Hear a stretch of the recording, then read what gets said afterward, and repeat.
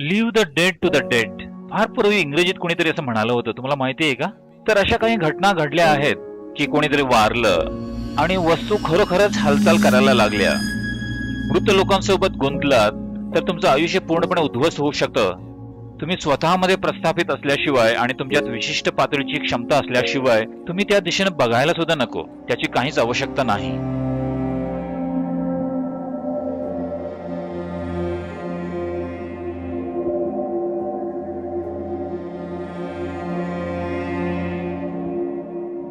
ही एक गोष्ट तुम्ही करायला हवी.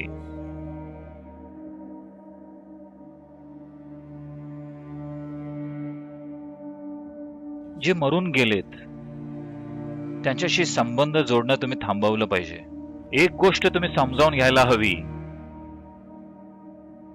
की तुमची आजी, आई, बाबा, तुमचे जे कोणी ते असतील,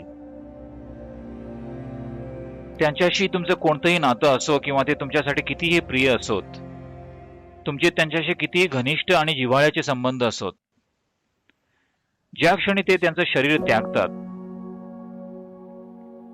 म्हणजे सामान्यतः ज्याला आपण त्यांचं मन, त्यांची बुद्धी, भावना हे सगळं सोडून जातात, त्या क्षणी त्यांच्याशी असलेले तुमचे सर्व व्यवहार सुद्धा संपतात. त्या सर्व गोष्टी ते इथंच सोडून गेलेत. खरंय ना? हो ना?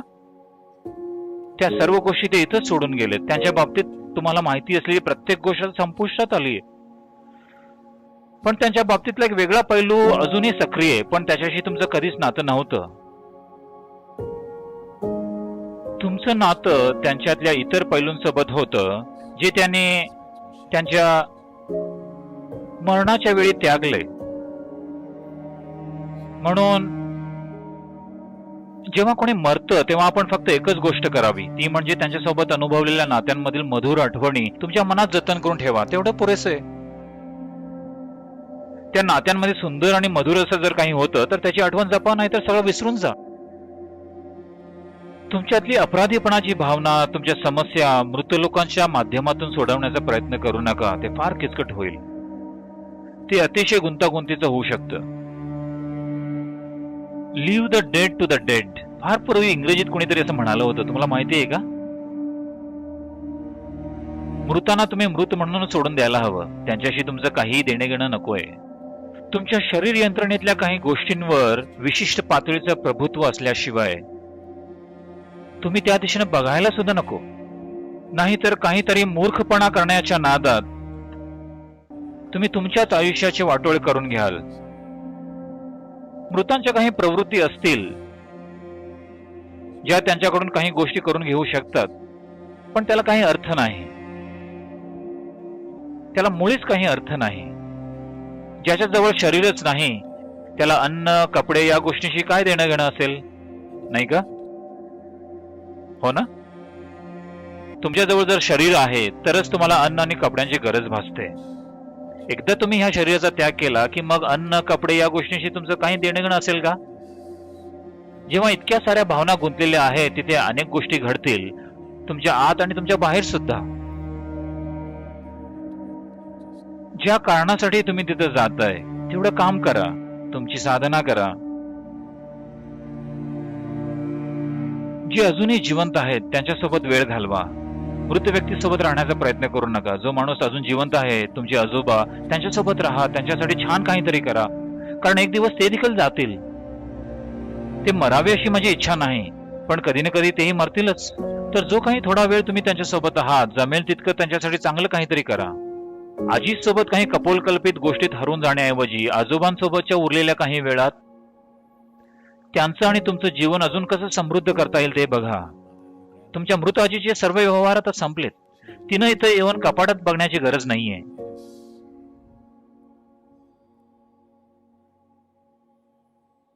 पण हे खरं आहे की मृत लोकांनी वापरलेल्या कपड्यांमध्ये त्यांचे काही उर्वरित अंश मागे राहिलेले असतात.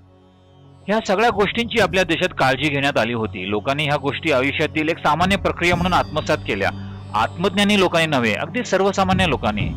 ह्या संस्कृतीत खूप साऱ्या गोष्टी समाविष्ट केल्या गेल्या आहेत. जर एखादी व्यक्ती वारली तर तिच्या शरीराशी स्पर्श असलेले सगळे कपडे, मृत व्यक्तीच्या शरीराशी फार जास्त संपर्कात राहिलेले कपडे ते जाळून टाकत.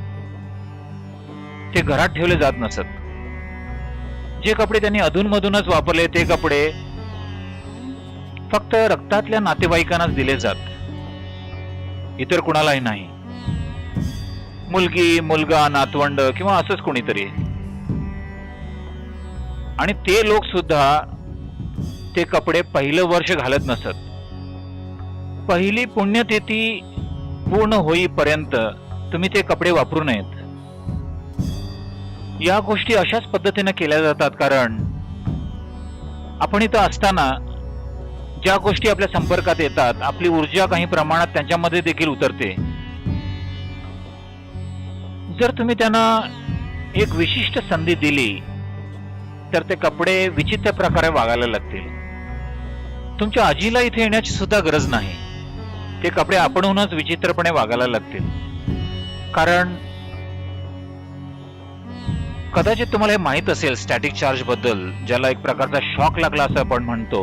तुम्ही कारचं दार उघडता आणि अचानक तुम्हाला झटका लागतो. हे असं का होतं? कार काही विद्युत शक्ती निर्माण करत नाहीये. मग असं का होतं? फक्त एखाद्या गोष्टीच्या संपर्कात आल्यानं ते दार भारित होतं. त्याचप्रमाणे जी गोष्ट तुमच्या जवळच्या संपर्कात आलीये ती काही प्रमाणात तुमचे ऊर्जित गुण आत्मसात करते. तुम्हाला हानी पोचवण्यासाठी जादूटोना कसा केला जातो माहितीये का? ते काय करतात माहितीये का? सर्वात प्रथम ते तुमची अंडरवेअर घेतात किंवा केस. हो, तुमचे केस किंवा नख हे शरीराचे अंग मिळाले तर ते फारच उत्तम, कारण त्या गोष्टी तुमच्या शरीराचा भाग आहेत. त्या जर त्यांना मिळवता आल्या नाही तर दुसरा पर्याय म्हणजे तुमच्या शरीराच्या संपर्कात आलेला एखादा कपडा. पहिली गोष्ट म्हणजे तुमची अंडरवेअर हरवलेली असेल. हो, खरंच भारतातले लोक याची खूप काळजी घेतात. अंडरवेअर बाहेर टाकली जाणार नाही याची ते नेहमी काळजी घेतात. एक अंडरवेअर जर हरवली तर ते खूप शोधाशोध करतात की ती कशी काय हरवली. कारण ज्याच्याशी आपलं पटत नाही किंवा काही वैर आहे अशा एखाद्याच्या हातात ती लागायला नको. विशेषतः न धुतलेल्या कपड्यांची आपल्या घरात विशेष काळजी घेतली जात असे. आजकाल हे सर्व काही मागे पडत चाललंय कारण आपण आजकाल कपडे धुवायला बाहेर धोब्याकडे वगैरे देतो. नाहीतर पारंपरिक घरांमध्ये या गोष्टींची फार काळजी घेतली जाते. ते बास्केटमध्ये बंद करूनच ठेवले पाहिजेत. घरातल्याच व्यक्तीनं ते धुतले पाहिजेत. ते कपडे कधीही घराबाहेर जाऊ द्यायचे नाही वगैरे. कारण ते शरीरावरचे केस किंवा नख वगैरे मिळवू शकले तर ती वेगळी गोष्ट. पण फक्त तुमचे कपडे वापरून सुद्धा ते तुमच्यावर काही गोष्टी करू शकतात. कारण त्या कपड्यांमध्ये सुद्धा काही प्रमाणात तुमची ऊर्जा असतेच. हीच गोष्ट एखादी व्यक्ती मेल्यावर सुद्धा लागू पडते. तर त्या वस्तू सुद्धा जर दुसरी एखादी ऊर्जा कार्यरत असेल तर त्यांच्यातला तो अंश सुद्धा थोडाफार प्रभाव दाखवू शकतात. अशा काही घटना घडल्या आहेत. मी या गोष्टींबद्दल बोलायलाच हवं का? तुम्हाला भूताटकीच्या गोष्टीमध्ये रस आहे असं दिसतंय. तर अशा काही घटना घडल्या आहेत. आता ती जसं म्हणाली की कोणीतरी वारलं आणि वस्तू खरोखरच हालचाल करायला लागल्या. विशेषतः त्यांच्या रोजच्या जवळच्या वापरातल्या काही विशिष्ट वस्तू आपणहून हलायला लागल्या. एखादी व्यक्ती मेल्यावर पुढच्या काही दिवसात ती व्यक्ती येऊन त्या वस्तू हलवत नाहीये. त्यांची जी काही उर्वरित ऊर्जा त्या वस्तूंमध्ये राहिली होती ती आता निघून जाते. आणि त्या निघून जाण्याच्या क्रियेमुळे जरा जास्तीची हालचाल दिसून येते. उदाहरणार्थ, तुमचं कारचं इंजिन सुरू असतं तेव्हा कारमध्ये खूप कमी कंपन असतात. ज्या क्षणी तुम्ही इंजिन बंद करता आणि ते बंद होऊ लागतं तेव्हा तुम्हाला थोडा झटका जाणवतो. तुम्ही हे अनुभवले का? आजकालच्या कार अशा बनल्या आहेत की ते तुम्हाला जास्त जाणवत नाही. पण जुन्या कारचं इंजिन बंद केलं ते डू डू डू डू असं करून बंद व्हायचं. इंजिन बंद होतंय. खरं तर कंपन कमी व्हायला पाहिजेत पण तसं होत नाही. एका स्थितीतून दुसऱ्या स्थितीत जाताना त्यात जरा जास्त कंपन निर्माण होतात. त्याचप्रमाणे आता तुमचं इंजिन बंद होत असताना सगळीकडे जरा जास्त कंपन निर्माण होत आहेत. या जास्तीच्या कंपनांना आपण भूत शिरले असा गैरसमज करून घेतलाय. नाही, भूत हिंडतात वगैरे असं काही नाहीये. हे फक्त ऊर्जेच्या निघून जाण्याच्या क्रियेमुळे होतंय. आणि क्वचित अशा गोष्टी घडूही शकतात.